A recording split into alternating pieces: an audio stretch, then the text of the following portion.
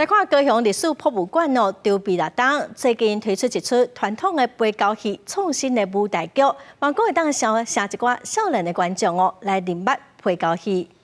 伫宝贝这边有人操控翁仔，利用光影来讲故事。这出戏叫做《光之路》，是以台湾背交戏辉煌的时代作为背景。 透过陪翁仔甲演员来演出传统陪交戏家庭面临的问题，亲像陪交戏的传承，敢来当传互查甫，佮有主角之间梦想冲突等等议题。面对这个时代传统跟这个现代的儿女的这个情感的拉扯啊，所以咱的光甲影内底边，咱去突破这个传统的困境，是这个表演要互大家跟大家分享的内容。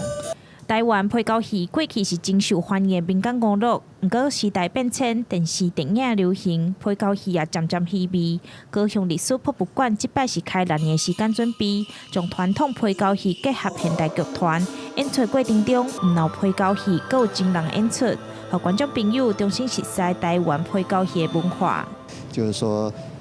少年的迄个世代，因对一寡传统的剧本吼，甚至阮发现因对孙悟空、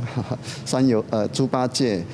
越来越陌生。陪交戏来台湾已经有300档，传承也一直是传统表演艺术上大挑战。高史馆馆长表示，即马阁有营运的3个陪交戏剧团，拢是伫高雄，是高雄重要的文化资产。 望将传统的陪交戏会当结合创新剧团演出，来吸引少年一辈重视。